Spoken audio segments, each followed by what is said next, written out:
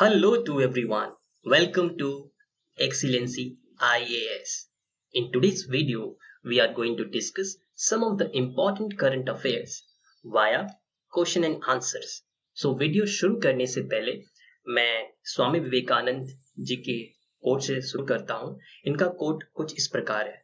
ये कहते हैं, be a hero and always say I have no fear. तो दोस्तों, हम हमारी लाइफ के हम लोग खुद ही हीरो हैं। हमें किसी भी काम से डरना नहीं। अगर हम किसी काम से डर जाएंगे तो वो उतना ही हमारा काम खराब होगा। जैसे कि अभी यूपीएससी की परीक्षा है 10 अक्टूबर को। तो दोस्तों, हमें उसके लिए तैयारी करनी है, हमें उसके लिए स्ट्रेटेजी बनानी है। डरने से काम नहीं चलने वाला। तो be a hero, always say I have no fear and you will get your target. So friends, let us start. Friend, the first question is that is what is ONDC? अभी रिसेंटली हमारा जो department of promotion of industry and internal trade है, उन्होंने एक advisory council committee बनाया है जिसका function ये है कि वो एक फास्ट ट्रैक की तरह काम करेंगे। ONDC का फुल फॉर्म है open network for digital commerce project. तो इसमें बेसिकली ONDC का फंक्शन ये है, जो हमारे ई कॉमर्स प्लेटफॉर्म्स हैं। तो ई कॉमर्स प्लेटफॉर्म्स जो हैं, they are like a open source, so that anyone can access and it can be access to all online retailers. तो ओपन सोर्स प्रोजेक्ट का मतलब ये है, anybody is free to use, study, modify and distribute the project for any kind of purpose. तो OND इसमें ये expect कर रहा है कि ये जो इतना ई कॉमर्स का एंटायर चेन सिस्टम है, उसको डिजिटाइज करना है, उसको डिजिटल प्लेटफॉर्म पे लाना है, और जो उनके काम करने के तरीके हैं उनको एक स्टैंडर्डाइज ऑपरेशन में ढालना है। तो इससे क्या होगा, हमें जो सप्लायर्स होते हैं उनको प्रमोट करना है। इससे एफिशिएंसी आएगी पूरा लॉजिस्टिक सिस्टम में, और it also going to enhance value for stakeholders and for consumers also. तो इससे क्या होगा, इस सभी लोग को एक लेवल प्लेइंग फील्ड प्रोवाइड करेगा। So friends, last month government is already engaged with major foreign funded online marketplaces like Amazon and Flipkart। तो अभी गवर्नमेंट ने हमारा draft consumer protection e commerce rules लाए हैं, तो जो लास्ट मंथ पब्लिश हुए हैं। और जो एडवाइजरी काउंसिल जो कमिटी है, उसमें नंदन नीलकानी, तो जो नॉन एग्जीक्यूटिव चेयरमैन इन्फोसिस के, और RS शर्मा जो CEO हैं national health authority and former chairman of telecom regulatory authority of India. तो ये सारे इंपॉर्टेंट मेंबर्स इस कमिटी के मेंबर हैं। Now we will move to the next topic. Next question is privatization of space.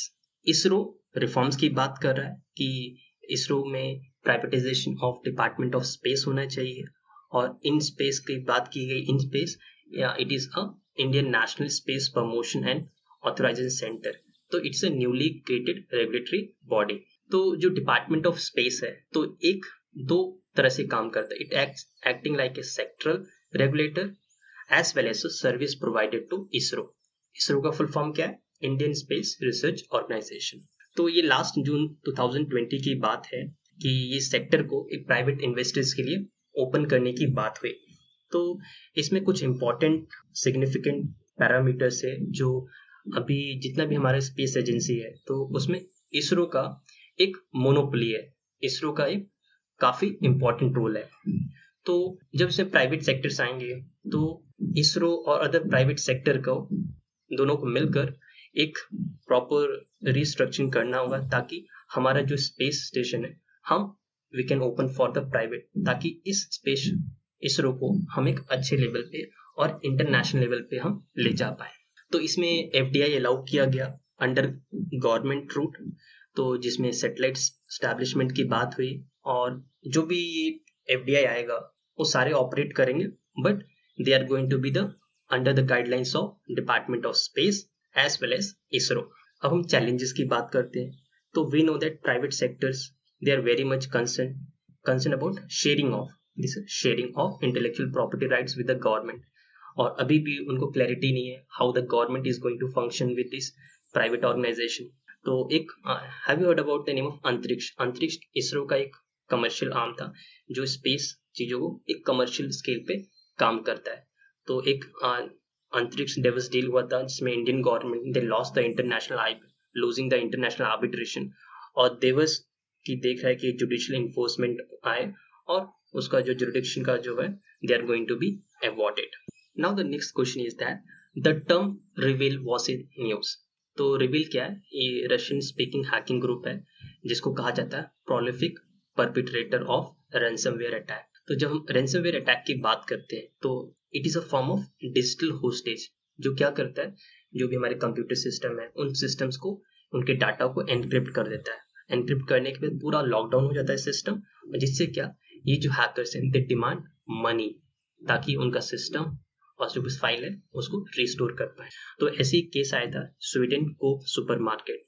तो अब तक का ये सबसे बड़ा था जिसमें उसके अराउंड 800 स्टोर्स जो 3 दिन तक बंद रहे थे. और FBI believes that Revell was behind the attack on the global meat processing giant JBS है.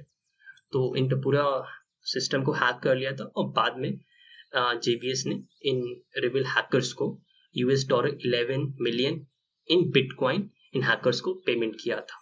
तो जब Revell की हम बात करते हैं we are going to talk about dark web.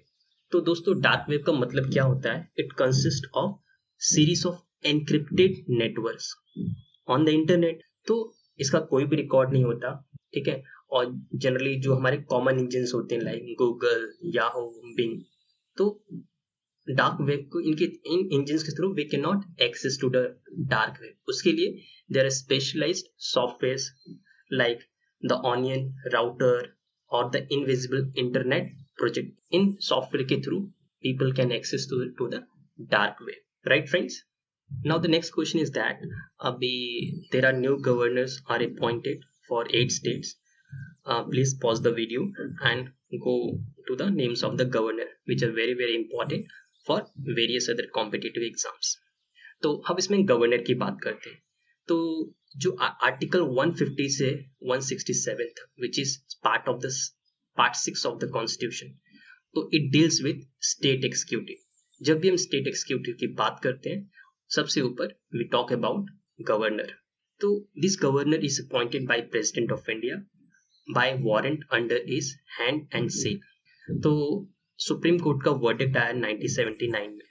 तो कहा गया कि a governor of a particular state, तो it is not an employment by the central government, but जो गवर्नर का जो पोजिशन है it is a independent constitutional office although it is appointed by the union government. फिर there is one more 7th constitutional amendment आया 1956 में, जिसमें बताया गया कि same person can be appointed as a governor for 2 states. Right friends? Recently there is a cabinet reshuffle taking place. तो basically इसमें क्या हुआ है कि there are lot many ministers they have resigned and there were other reasons. So in this we are going to talk about Article 75. तो Article 75(1) clause बात करता है कि the prime minister shall be appointed by the president and other ministers shall be appointed by the president of India in the advice of the prime minister. तो इसी में article 75(1)(a), तो इसमें हम बात करते हैं आर्टिकल 75(1)(a). तो this has come with 91st constitutional amendment act.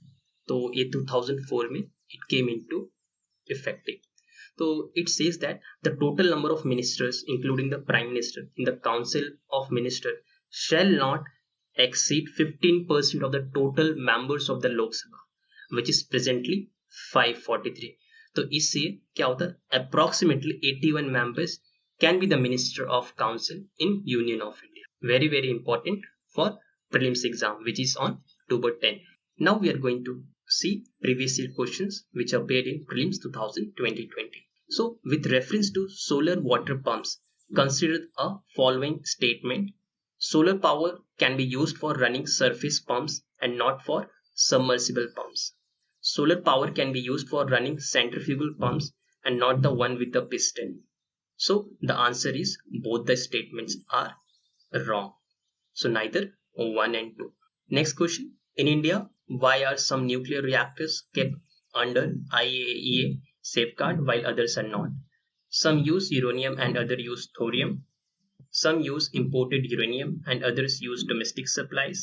Some are operated by foreign enterprises and others operated by domestic enterprises. Some are state owned and others are privately owned. So the answer is B. Thank you, friends. Please stay fit and fine.